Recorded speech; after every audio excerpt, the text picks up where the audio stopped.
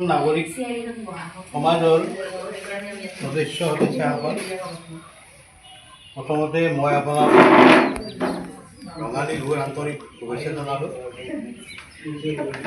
সমাজৰ ফালৰ পৰা নলবাৰীৰ বিভিন্ন ক্ষেত্ৰত অৰিহণা থকা সাহিত্য সংস্কৃতি সমাজ জীৱনত অলপ হ'লেও বৰঙণি থকা কিছু মানুহবিলাকক আমি এটা সভাপতিত্ব কৰাৰ কাৰণে পৰিচালনা কৰাৰ কাৰণে আমাৰ সন্থাৰ স্থায়ী সভাপতি ডক্টৰ নাৰায়ণ চন্দ্ৰ শৰ্মাৰ নামটি মই প্ৰস্তাৱ কৰিছোঁ। উক্ত প্ৰস্তাৱটো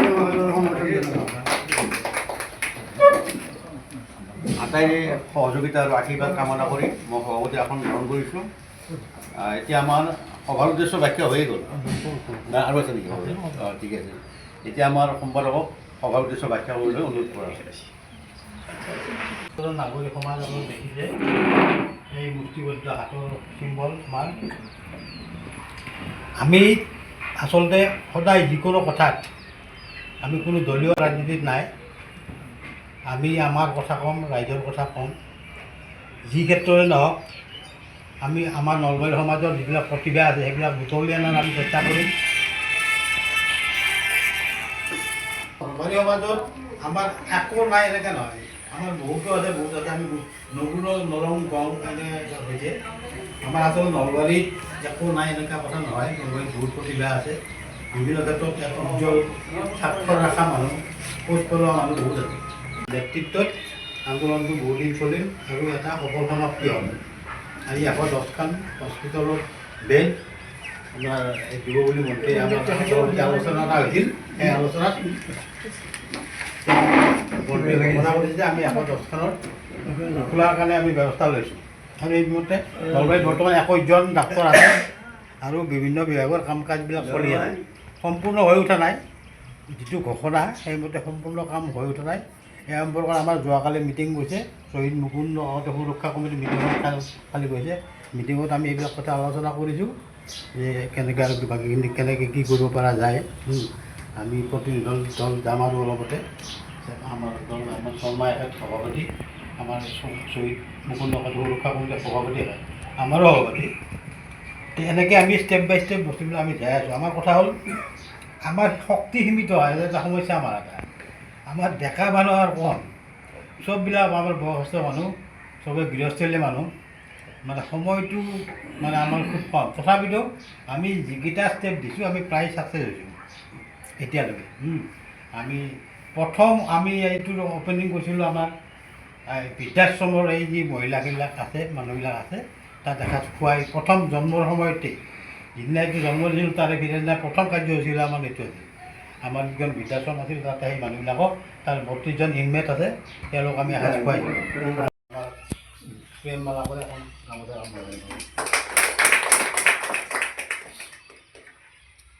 ইয়াৰ পাছত আমাৰ বয়োজ্যেষ্ঠ আমি সম্বৰ্ধনা জনমূলি মাতি অনা যাদৱ ডেকা ডাঙৰীয়া, তেখেতক এখন গামোচা এখনেৰে হেৰি কৰোঁ। তুমি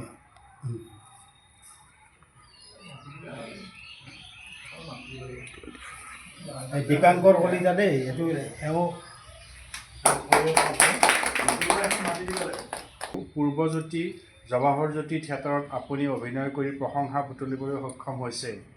কেইবাখনো নাট্যমঞ্চত আপুনি অভিনয় কৰাৰ উপৰিও নিজেও অসমী শিল্পী সমাজ নামেৰে নাট্যদল সংগঠিত কৰাটো নতুন প্ৰজন্মৰ বাবে অনুকৰণীয়। ৮৬ বছৰ বয়সতো আপুনি অভিনয় জগতৰ পৰা আঁতৰি নগৈ নতুন চামৰ বাবে প্ৰেৰণাৰ উৎস হৈ আছে।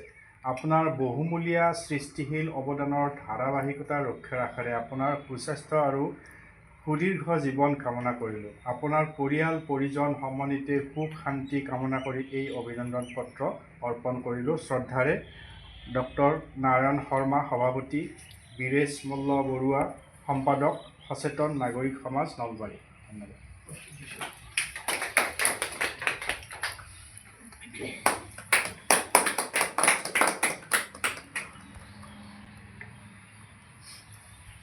ইহঁতে জানে এটা সময়ত মই নাটকৰ বাবে পাগল হৈ গৈছিলোঁ। মই হাজত গৈছিলোঁ, এই ইপিনে চাকৰি কৰি আছোঁ, মই হাজতো গৈছিলোঁ। পূৰ্বজ্যোতি থিয়েটাৰত তাত বিষ্ণু ৰাভা আছিলে, অনিল শৰ্মা আছিল, ভূপেন হাজৰিকা আছিল, জয়ন্ত হাজৰিকা আছিল। এই মাখা যেতিয়া এটা ৰং লগা দেখা পালোঁ, এই একদম চাকৰিত দেখি পাহৰি গ'লোঁ। এতিয়া ফোনৰ ব্যৱস্থাও নাছিল, ফোন কৰাৰ ব্যৱস্থাও নাছিল। ধূপ নাম পেণ্ডেলে টেলিগ্ৰাম যায় স্কুলৰ পৰা। তাৰপিছত উপায় নাপাই পেলাই 2টা বছৰ মোক ৰে'ল লিভ দিলা। সেই 2টা বছৰ মই এতিয়া ঘৰত থাকিলোঁ। মোৰ বাবে মই ধন্য মানিছোঁ। এতিয়াও যে মই এই সাক্ষাৎ পোৱাৰ কাৰণে মই বাচি আছোঁ, তাৰ কাৰণে মই আপোনালোকক মই নমস্কাৰ জনাইছোঁ আটাইকে। আৰু পাম বুলিও আশা কৰি আছোঁ। মই সামৰণি মাৰিছোঁ আৰু আপোনালোকৰ পৰা মই বিদায় মাৰিছোঁ। আমাৰ নলবাৰী সমাজৰ ওতঃপ্ৰোতভাৱে জড়িত জড়িত বাকী চববিলাকত তেখেত জড়িত। তেখেতে আপুনি কিবা অলপ ক'ব নেকি?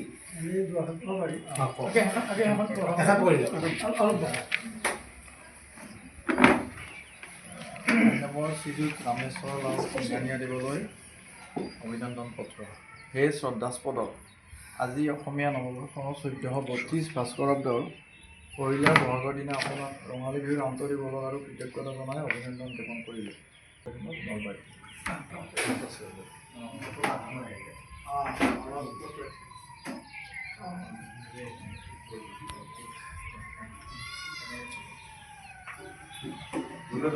সেইটো কাৰণে মই নতুনকৈ সোমালোঁ।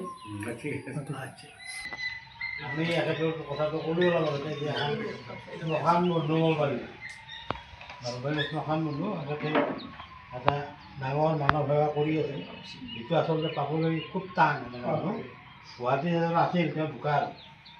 গুৱাহাটীতে কৰি আছে, সেইটো আমি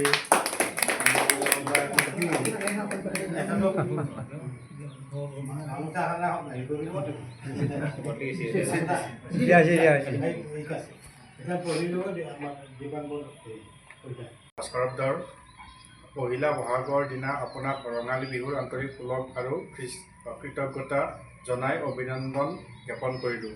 আপুনি নলবাৰীৰ এগৰাকী বিশিষ্ট সমাজসেৱক। একেৰাহে প্ৰায় 29 বছৰ কাল নলবাৰী শ্মশানত প্ৰায় কেইবা শতাধিক লোকক সৎকাৰ কৰি মানৱ সেৱাৰ এক উৎকৃষ্ট উদাহৰণ দাঙি ধৰিছে। শৰ্মা সভাপতি, বীৰেশ মল্ল বৰুৱা সম্পাদক, সচেতন নাগৰিক সমাজ নলবাৰী।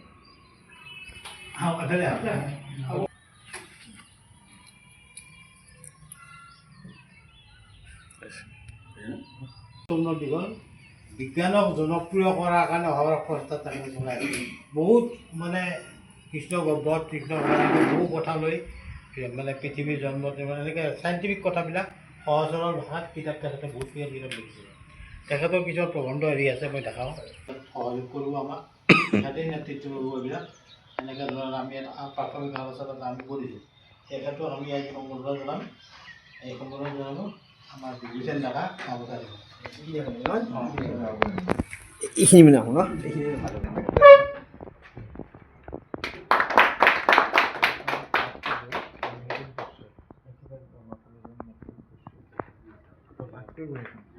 নলবাৰী জিলাত আপুনি অদ্বিতীয়, নতুন পুৰুষৰ বাবে আপুনি এক অনুপ্ৰেৰণা।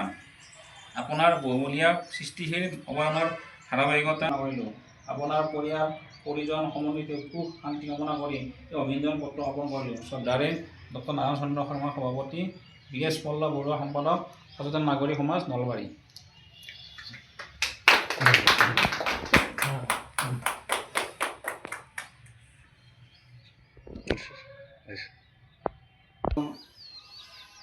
তাৰিখত আজি সচেতন নাগৰিক সমাজ নলবাৰীয়ে বিজ্ঞান ভৱনত আয়োজন কৰা বিশেষকৈ সম্বৰ্ধনা সভাত উপস্থিত থাকি আমি অতিকে ধন্য মানিছোঁ।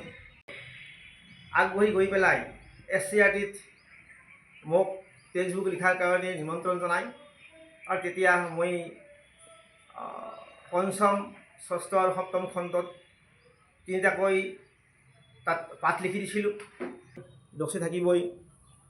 মোৰ দৰে মানুহটো অক্সফৰ্ডত গৱেষণা কাৰ আছে, কাৰ হাবিয়াস নাই। গতিকে মই য'ৰ পৰা আহিছোঁ, মোৰ জন্মঠাই হ'ল সৰ্থেবাৰী আমৰিখোৱাত জন্মগ্ৰহণ। মই খেতিয়ক পৰিয়ালৰ মানুহ মুখ্যতঃ, তথাপিতো আমাৰ ঘৰত এটা ভাল পৰিচয় আছে। আমাৰ সেই সময়ত মোৰ একো সুখ নাই, আৰু মই খুব কমকৈ খাওঁ। আৰু এইখন কিন্তু বিলৰ কাৰণে এইটো একেবাৰে সৌভাগ্যৰ কথা। এতিয়া টেক্সটবুক লিখি আছোঁ অশোক পাব্লিকেশ্যনত। বহুত কলেজৰ টিচাৰে ISBN নাম্বাৰ আৰু প্ৰমোচনৰ কাৰণে কিতাপখন দি পেলাই হাবাথুৰি খায় আৰু পইচা আধামান আমি দিম, চাই জানিব কথাবিলাক। তাৰপিছত তেখেতসকলে অভিজ্ঞতাই নাই, যদি কাম নকৰে, একেবাৰে অভিজ্ঞতা। ইমান ঘৰুৱা সম্পৰ্ক নাই, ঘৰ কামতা আৰু প্ৰচাৰ বিমুখ। মই অলপ প্ৰচাৰ বিমুখ আছিলোঁ, অলপ প্ৰচাৰ আহিছোঁ আৰু প্ৰচাৰত মই আহোঁ বুলি অহা নাই, মোক ৰাইজে দাঙি আনিছে। এই এটা মহামূৰ্খ, এই কাম কৰিব কথা কোৱাৰ সাহস আছে। মই মিনিষ্টাৰ বাপকো হৈ নকৰোঁ। আল্টিমেটলি আমি ছাকচেছফুল হ'লোঁ আমাৰ চিভিলত। আমি প্ৰায় 80% ছাকচেছফুল হৈছোঁ। কৰি আছে, যথেষ্ট গৰিহণা খাইছোঁ। এতিয়া নলবাৰীৰ সমাজখন সচেতন, আমাৰ এইখন সচেতন। নলবাৰীতো সচেতন নাগৰিক সমাজ আছে, কিন্তু বেছিভাগে অসচেতন। দেখা আমি নৱদ্বীপ বুলি কওঁ, কাৰ্য এক্সুৱেল প্ৰেক্টিচ কি চলি আছে নলবাৰীত আমি জানো। আমি জানো বৰ দুৰ্ভাগ্য। চিভিলখন কি হ'ল আমাৰ কিতাপ কিহল নাগৰিক সমাজ পাইছে এই মানুহ শিক্ষিত মানুহৰ ভিতৰত বহুত অভিজ্ঞতা হৈ গৈছে, কিন্তু মোৰ পেটটো ফলফলে থাকে, কিন্তু মোৰ এইটো নাই, এইটো নাই, এই কলমটো মোৰ ধৰি নাই, কাৰণ সময় নাপাওঁ। কোনো বেমাৰী লিখাইছে ক'ৰবাত দুই এটা আৰ্টিকল লিখোঁ আৰু বেলেগ কথা, কিন্তু একচুৱেলি একান্তভাৱে হ'লে মহান্ত পাঠক হ'ব লাগে। তেখেত প্ৰচাৰ নিবিচাৰে, কিন্তু তেখেতৰ প্ৰচাৰ হৈ গৈছে। মই ভাল কৰি জানো, যিয়ে নহওক আমাৰতো শ্মশান বন্ধু নমস্কাৰ ধন্যবাদ জনাইছোঁ গ'লে বোধ হয় ঠিকে আছে। গতিকে মই বিশেষ নহয়, আৰু মোৰ ঘৰত আৰু এখন মিটিং আছে, মানুহ ৰখি আছে মোৰ তাতে। মোৰ মিটিং হয় যি যোৱা ভৰি গৈছে আৰু ৰাতিপুৱাৰ পৰা কেইযোৰা গেছ সলকাইছোঁ। এইটো যোৱা য'তেই মাতো তাতে যায়, কি দৰকাৰ হৈছে এই বয়সত? গোটেইখনে ডাঙৰ ডাঙৰ ব্যৱসায় কৰে, কিন্তু কিয় ঘূৰি ফুৰে? এনেকুৱা মানুহ চিঙানীয়া বহুত আছে নলবাৰীত। নলবাৰীত আমাৰ যিখন চেম্বাৰ্ছ অফ কমাৰ্চ আছে, নামত হপলেছ। আমাক যিটো অন্যায় কৰিছে তেওঁলোকৰ মাজত শাসনৰ নামত, প্ৰশাসনৰ নামত কি চলি আছে, নলবাৰীত ডিষ্ট্ৰিক্ট এডমিশ্যনেৰে হওক বা আমাৰ অসম চৰকাৰে হওক, ৰাতিপুৱাই কিবা এটা ক'ব, গধূলি কিবা এটা ক'ব, কথা ভিডিঅ' নাই। এছেম্বলি বুলিলে আমি কি বুজিছিলোঁ? এছেম্বলি এটা যুদ্ধৰ মাহ হৈছে। আমি নিজে পাৰ্লিমেণ্ট চাইছোঁ, লোকসভা চাইছোঁ, আমাক ট্ৰেইনিং দিব গৈছিলে তাত। সেই যুগো নাই, সেই ৰামনৰ যুদ্ধ নাই। কিন্তু আমাৰ দৰে কিছুমান এনেকুৱা মানুহ থকাৰ কাৰণে বজাই সূৰ্যই পোহৰ দি আছে। নহ'লে তেওঁ লাডু গুচি যাব সূৰ্য। গতিকে আটাইকে মই ধন্যবাদ জনাইছোঁ আৰু প্ৰণাম জনাইছোঁ। আৰু আমাৰ এটা প্ৰগ্ৰেম আছে, আমাৰ সৰ্বশ্ৰী সদস্যৰ বক্তব্য আপোনালোকে কৈ থাকক, আৰু দায়িত্ব আমাৰ এখেতে দিছোঁ মই বিদায় ল'লোঁ। আৰু মঞ্চৰ উপবিষ্ট আজিৰ নাগৰিক সমাজৰ সদস্যবৃন্দ, আটাইলৈ মোৰ ৰঙালী বিহুৰ জনাইছোঁ আজি পহিলে মাহ। আচলতে মই এই অনুষ্ঠানৰ লগত মই জড়িত নাই। মোৰ শ্ৰদ্ধা আমাৰ শিক্ষাগুৰু বিভিন্ন কাছাৰীয়ে মোক ফোন কৰিছিল যে আমাৰ এটা নাগৰিক সমাজত আছে, পহিলা ব'হাগৰ দিনা আমাৰ মহন্ত মাছৰ এটা অনুষ্ঠান আছে, তুমি আহিবা। আৰু অনুৰোধ ৰক্ষা কৰি মই আহিলোঁ। সঁচাকৈ ভাল লাগিল। এনেখন অনুষ্ঠানৰ লগত থাকি মই আজি অতিশয় আনন্দিত হৈছোঁ যে এজন নাগৰিক সমাজৰ যিটো দায়িত্ব বা যিটো কৰ্তব্য আছে সঁচাকৈ ইয়াত প্ৰতিফলিত হৈছে। নলবাৰীৰ পৰা অঞ্চলৰ বিভিন্ন ব্যক্তিসকলক তেওঁলোকে আজি এই বহাগৰ প্ৰথম দিনা তেওঁলোকে আনুষ্ঠানিক সম্পাদনা আছে, অতিকৈ এটা আনন্দৰ কথা। বিভিন্ন ক্ষেত্ৰত সাংস্কৃতিক আপোনালোকৰ এই প্ৰচেষ্টা অব্যাহত ৰাখক। আপোনালোকে আকৌ নতুন উদ্যমেৰে কাম আগবঢ়াওক। আজি পহিলা ব'হাগৰ দিনা সংকল্প লওক। বিশেষ নকওঁ, আপোনালোকৰ পুনৰবাৰ মোৰ আন্তৰিক শুভেচ্ছা মোৰ কলখিনি সামৰি মাৰিছোঁ। য'ত বৰ বিশেষ পোৱাৰ একো আশা নাথাকে বা য'ত পোৱাৰ কোনো সুবিধাই নাই, তেনেকুৱা ঠাইবিলাকত মানুহ অহাটো খুব কঠিন আজিৰ সময়ত। আজিৰ সমাজ ব্যৱস্থাটোৱে এনেকুৱা, য'ত আমাৰ যদি ব্যক্তিগত লাভ নাথাকে তাত মানুহ গোট নাখায়। এইটো গৈ থাকে। এই যিখন সচেতন নাগৰিক সমাজ, ইয়াৰ উত্তৰণ ঘটক, এই আশা কৰিয়ে মই মোৰ সৰু বক্তব্য সামৰিছোঁ। ল'ব, কিন্তু ঘৰৰ মানুহৰ খবৰটো কোনেও নলয়। গতিকে মই ভাবিলোঁ এখন মোৰ কিতাপ আছে, এই কিতাপখন তেখেতক দিওঁ আজি আপোনালোকৰ সময়ত। মই এইটো ভাবিলোঁ। আৰু গামোচা আপোনালোকে দিলি, মই তেখেতক দি দিলোঁ, মই আনিব পাৰিলোঁ। কিন্তু মই ভাবিলোঁ আপোনালোকে দিয়া নাই যেতিয়া আৰু মোৰ গামোচাটো দিবা দিম বুলি ভাবিছিলোঁ, বাটত ভাবিছিলোঁ।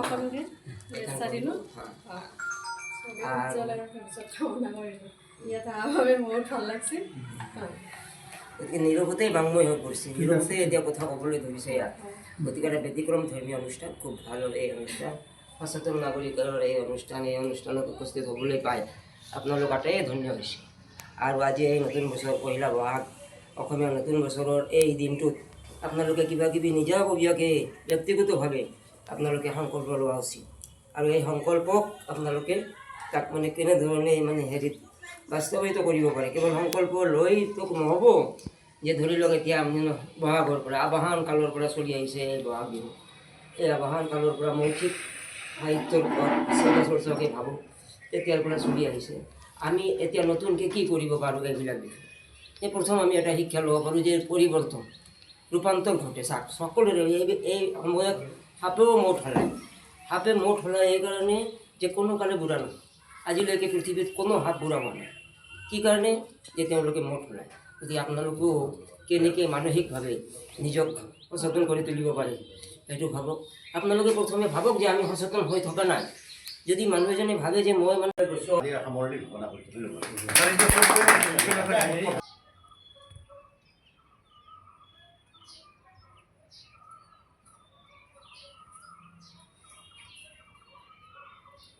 ঠিক আছে বাৰু